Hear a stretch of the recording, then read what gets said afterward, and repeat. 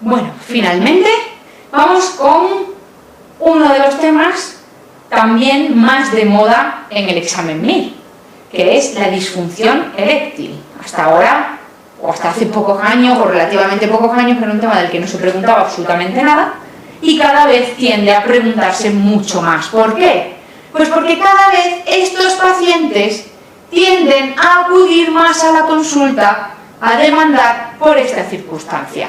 Y por lo tanto se está convirtiendo en una pregunta de MIR, porque se está convirtiendo en un perfil habitual de paciente en la consulta.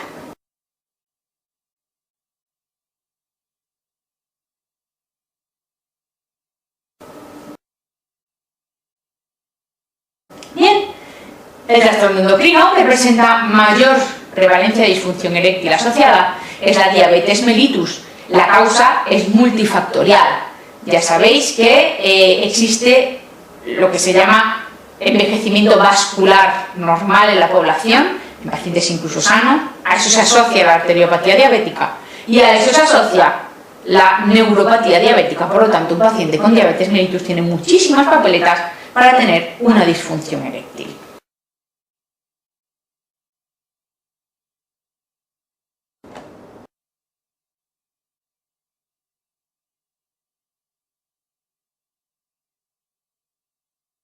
Fijaros, varias preguntas que van dirigidas a esto, es decir, a las contraindicaciones de tratamiento con citrato de sildenafilo.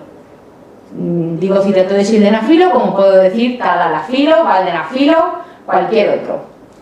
Ya sabéis que son moléculas muy similares y que las únicas variaciones principales entre ellas son respecto a la farmacocinética. Bien, lo más importante es que aunque la creencia popular o la mitología aparecida en torno a todas estas sustancias hacen que parezca que es facilísimo morirse de un viagrazo, como se dice vulgarmente, en realidad esto no es así. Solo hay 3 contraindicaciones absolutas. Una, uso de nitratos. 2, insuficiencia cardíaca severa o angina inestable. Y fijaros que estos pacientes no solo tienen contraindicada la administración de citrato de sildenafilo, sino que lo que tienen contraindicada es la propia relación sexual como cualquier otro ejercicio físico. Y por último, 3, infarto agudo de miocardio reciente. ¿Cómo de reciente? Hace menos de 6 meses. Son las únicas 3 contraindicaciones absolutas y son muy importantes porque en el MIR, como vais a ver tanto en esta pregunta como en esta siguiente, se ha preguntado muchas veces. Yo he puesto 2 ejemplos, pero en realidad se ha preguntado muchas más veces. Y fijaros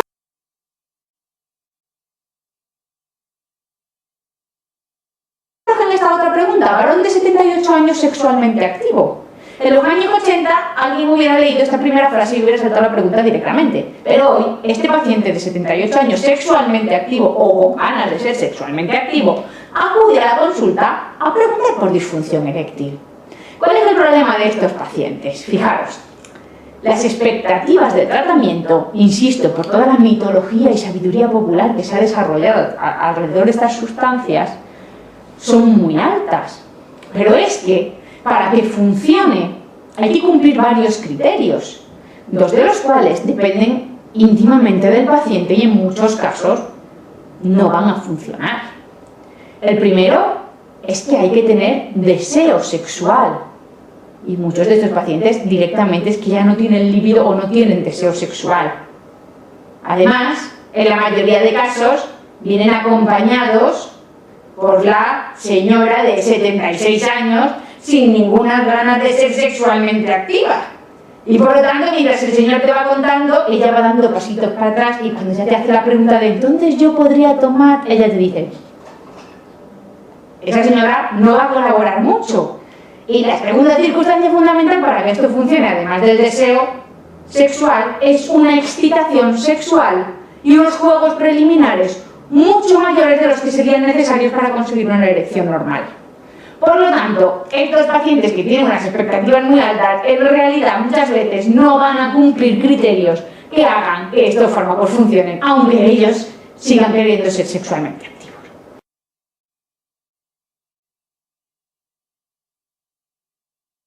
Vasculares, tabaco, otros fármacos, depresión, etcétera, etcétera.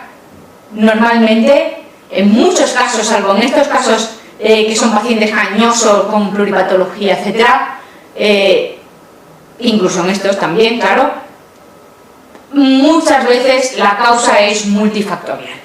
Fijaros, esta es una imagen de una arteriola sana o supuestamente sana de un varón de 46 años. La capa más externa es la adventicia, todo lo que vemos amarillo, eso es ateroma, ya es enfermedad vascular, con 46 años. Eso quiere decir que la degeneración vascular avanza muy rápido y que es el principal problema de salud de nuestro siglo y probablemente los venideros. De hecho, claro, algo que parecía lógico cuando se empezó a usar el citrato de sildenafilo para esta patología es que cuando nosotros damos el citrato de sildenafilo lo que hacemos es facilitar a ese endotelio que se pueda rellenar de sangre, entre comillas, para que se puedan ingurgitar los cuerpos cavernosos. Es decir, que en cierto modo protegemos el endotelio de este tipo de degeneración ateromatosa. Bien, se ha conseguido demostrar que evidentemente el citrato de sildenafilo no es tan inteligente que uno se lo toma y ¡puf!, se va a los cuerpos cavernosos. No, sino que protege el endotelio de todo el organismo. Y por lo tanto ya se ha demostrado que dosis mínimas diarias de sustancias citrato de sildenafilo o similares consiguen disminuir la incidencia de infarto agudo de miocardio y de eventos cardiovasculares en los pacientes que lo tomaron. Así que no descartéis que en un futuro, no sé cuánto de lejano, pero puede que suceda en un futuro, parte del tratamiento preventivo del llamado síndrome metabólico, ya sabéis que estos pacientes gordos, diabéticos, hipertensos, hipercolesterolémicos, bla bla bla, también sea citrato de sildenafilo a dosis mínimas para proteger su corazón, sobre todo el endotelio de sus coronarias.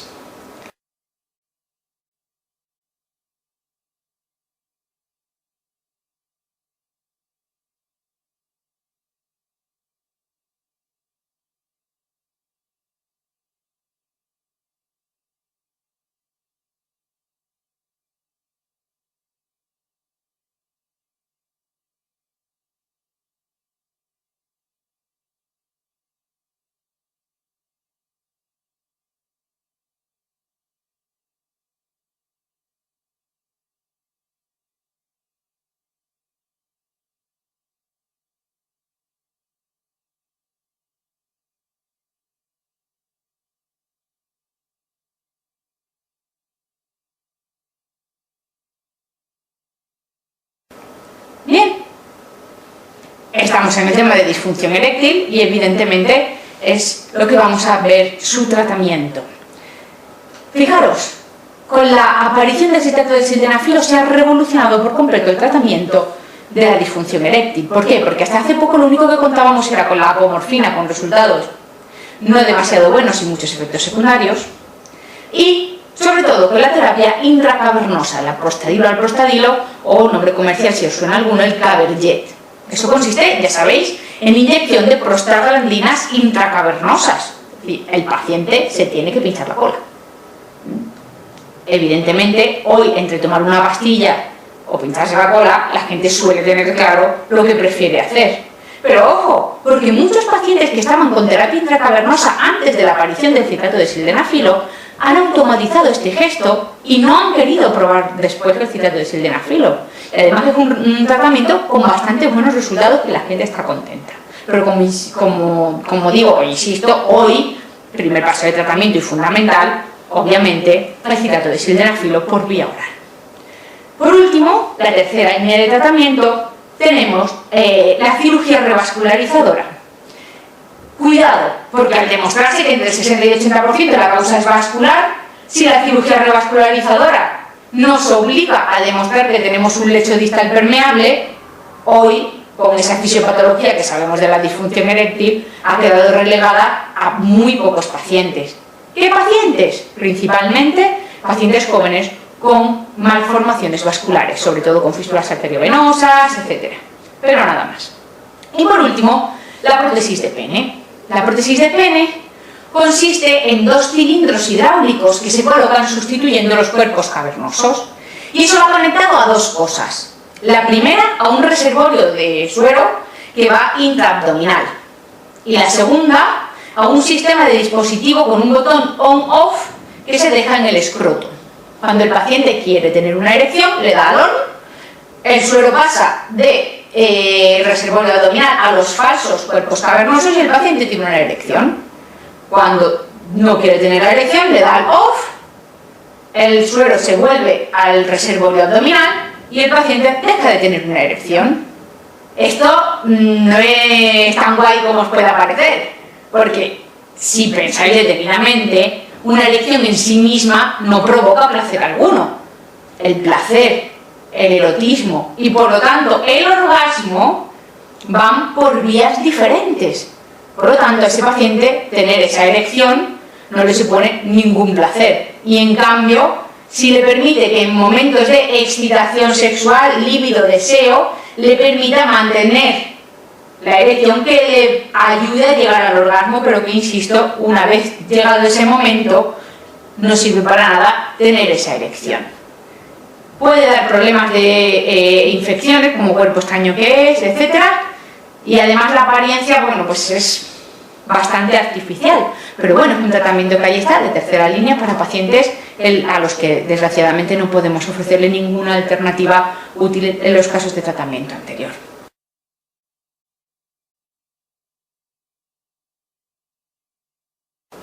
Finalmente, simplemente un comentario acerca de la dapoxetina. La dapoxetina es un fármaco que ha salido relativamente reciente, el verano pasado, no el anterior, que salió para la eyaculación precoz. Os sonará a todos porque han dado con ello los medios de comunicación hasta la saciedad y periódicamente hacen una especie de resumen y vuelven a hablar de ello. No es más que un inhibidor selectivo de la recaptación de la serotonina, exactamente igual que el Prozac y que todos los demás. De hecho, estos fármacos ya se habían utilizado hace tiempo para tratar la eyaculación precoz. Pero claro, ¿qué pasa con estos fármacos? Como sabéis de sobra de farmacología y de psiquiatría, son fármacos que alcanzan su efecto a partir de los 2-3 meses de administración. Es decir, que estamos hablando de, para obtener efectos, un tratamiento de larga evolución. Y estamos hablando de un paciente que no presenta otra patología salvo una eyaculación precoz. Y estar tratando de forma prolongada un tratamiento de ese calibre para una eyaculación precoz, en muchos casos pues el riesgo-beneficio no era rentable. Pero además, y mucho más importante que todo esto, es que el uso a largo plazo, es decir, para conseguir efectos terapéuticos de estos fármacos, los principales efectos secundarios son disminución de la libido y disfunción eréctil. Por lo tanto, sí, el paciente dejaba de tener eyaculación precoz, pero le daba igual. Así que se demostró que estos fármacos no podían usarse a pesar de que sí mejoraban la eyaculación precoz. ¿Qué novedad incorpora la dapoxetina? Pues una muy importante, y es que alcanza dosis máximas terapéuticas, es decir, su efecto principal, entre 1 y 3 horas después de haberlo ingerido. Y se elimina, tiene una vida media en torno a las 6-12 horas, lo que significa que a las 24 horas no queda ni rastro en el organismo. Por lo tanto, podemos usarlo a demanda porque su efecto es muy rápido y además no tiene los efectos acumulativos que presentaban el resto de inhibidores de la recaptación de la serotonina. Así pues, es un fármaco que se usa a demanda, exactamente igual que el citrato de sildenafilo, para la eyaculación precoz. ¿Cuál es el problema? Pues que comercialmente no está teniendo todo el éxito que preveían, entre otras cosas porque muchos pacientes asocian disfunción eréctil y eyaculación precoz. Y por lo tanto, claro, la compra de todos esos fármacos y la ingesta de todos esos fármacos, como no están financiados por el sistema de salud español hasta el momento, resulta siendo realmente caro. Y después, porque parece que muchos pacientes siguen sin consultar por esta causa. Y por lo tanto, parece que al final la proyección comercial no está siendo tanta como ellos preveían inicialmente. Y bien, con esto terminamos el repaso a la urología. Ánimo y suerte, que como os digo y os dije antes, es muy rentable.